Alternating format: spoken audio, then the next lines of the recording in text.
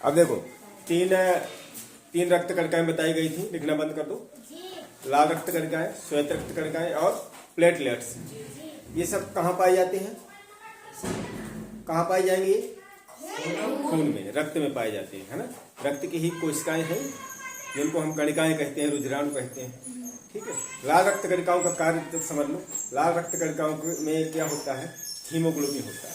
इसलिए लाल रक्त कणिकाओं के कार्य के बारे में ये लिखा जाता है कि ये कार्बन डाइऑक्साइड गैस और ऑक्सीजन गैस का परिवहन करने में सहायता करती है। ठीक है। एक ही कार्य है, एक ही कार्य याद रखो, कार्य तो बहुत है। अभी रुक जाओ, वहीं रख दो। दूसरा है श्वेत रक्त कणिकाएं। श्वेत रक्त कणिकाएं में हमने बताया है कि उसमें जो एक प्रकार होते हैं, दो प्रकार मुख्यतः हमने बताया, लिम्फोसाइट और मोनोसाइट। लिम्फोसाइट क्या करती हैं? रोगाणुओं को मार देती हैं, और लिम्फोसाइट क्या करती हैं? उसको खा लेती हैं, भक्षण कर लेती हैं। तो जो लिम्फोसाइट होती है, तो ये लिम्फोसाइट और मोनोसाइट ये है क्या?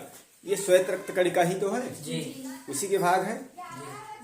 लिम्फोसाइट को क्या कहते हैं? टी सेल, टी सेल कहते हैं। तो ये श्वेत रक्त कणिका ही काम है कि रोगाणुओं से रक्षा करना, यानी रोगों से रक्षा करना। ठीक है, रोगों से रक्षा करना या रोगाणुओं से रक्षा करना लिख देना।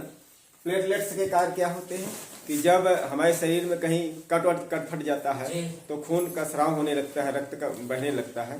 तो ये रक्त का थक्का बनाने में, जब तक थक्का नहीं बनेगा तब तक रक्त रुकेगा नहीं। तभी जब कहीं कट जाता है तो हम लोग दबा लेते हैं ना थोड़ी देर के लिए। तो रक्त का थक्का बनाने में जो सहायक है वो है प्लेटलेट्स। ठीक है, इतना लिख लो। इसके बाद अभी बताते हैं कि रक्त का निर्माण कहाँ होता है। देखो फटाफट